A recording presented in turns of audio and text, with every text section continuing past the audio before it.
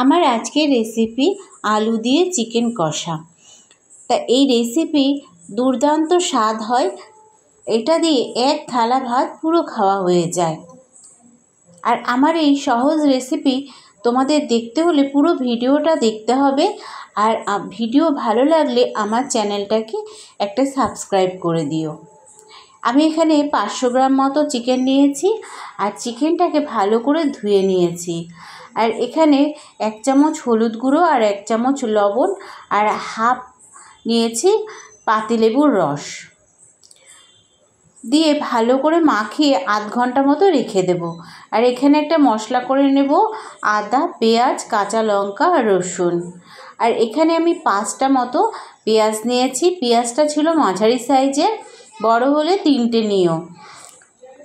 আর এখানে 2টো টমেটো কুচিয়ে নিয়েছি। আর লঙ্কাগুলো আমি 3টে লঙ্কা নিয়েছি, রান্নার পরে ব্যবহার করব। এখানে একটা মশলা করে নিলাম, 2 চামচ ধনে, গোটা ধনে, 1 চামচ গোটা জিরে, কসুরি মেথি আর 5টা মতো কাঠবাদাম নিয়েছি। ভালো করে ভেজে নিয়ে মশলাটা করে নেব ঠান্ডা হলে। আর এদিকে গ্যাসে কড়াই বসিয়ে কড়াইয়ে দিয়ে দিলাম তেল। আর তেল গরম হলে দিয়ে দিয়েছিলাম অল্প হলুদ গুঁড়ো, দিয়ে এখানে আলুগুলো ডুমো ডুমো করে কেটে রেখেছিলাম, আলুগুলো দিয়ে ভালো করে ভেজে নিলাম। আর ভেজে তুলে নিলাম। আর ওই তেলে দিয়ে দিলাম গোটা জিরে। ফোড়ন থেকে সুন্দর গন্ধ বেরিয়ে আসলে তারপরে পেঁয়াজগুলো দিয়ে দেবো। পেঁয়াজ ভাজা ভাজা হয়ে গেলে দিয়ে দেবো টমেটো। টমেটো দিয়েও আমি ভালো করে ভেজে নেব। আর এর ওপর দিয়ে দিয়েছিলাম আমি পরিমাণ মতো লবণ আর অল্প চিনি। পেঁয়াজ ভাজা হয়ে গেলে এর উপরে দিয়ে দেবো বেটে রাখা মশলা। আর মশলা দিয়ে কিছুক্ষণ কষিয়ে নিয়ে দিয়ে দেবো গুঁড়ো মশলা, পরিমাণ মতো লবণ, পরিমাণ মতো হলুদ, আর দিয়ে দেবো সেই ভাজা মশলা। ভাজা মশলা দিয়েও আমি কিছুক্ষণের জন্য কষিয়ে নেব। কষানো হয়ে গেলে দিয়ে দেবো মেখে রাখা মাংসগুলো, মানে চিকেনগুলো দিয়ে ভালো করে কষিয়ে নেব। আর কিছুক্ষণ কষিয়ে নিয়ে আমি ঢাকা দিয়ে দেবো।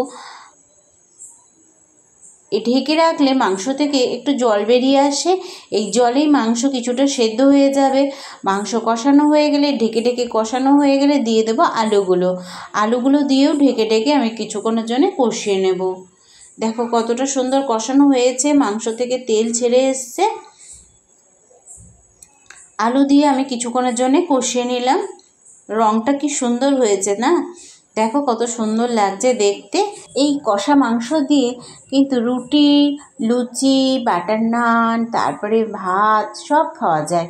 কিন্তু যেহেতু আমি এখানে একটু ঝোল করব, তাই জন্যে আমি এখানে জল ইউজ করব।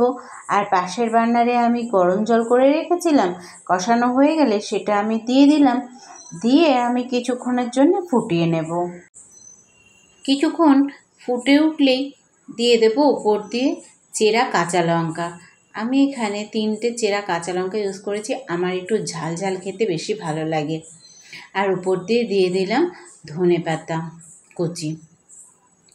আবারও কিছুক্ষণের জন্যে ঢেকে রেখে দিলাম, যাতে মাংসটা আর আলুটা ভালোভাবে সেদ্ধ হয়ে যায়।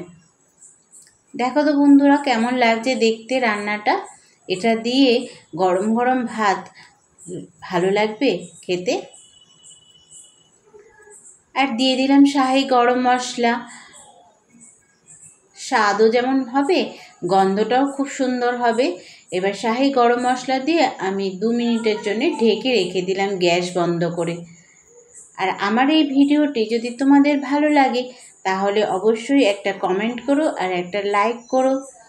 আজকের মতো টাটা বন্ধুরা, আবার পরের ভিডিও নিয়ে দেখা হচ্ছে তোমাদের সাথে।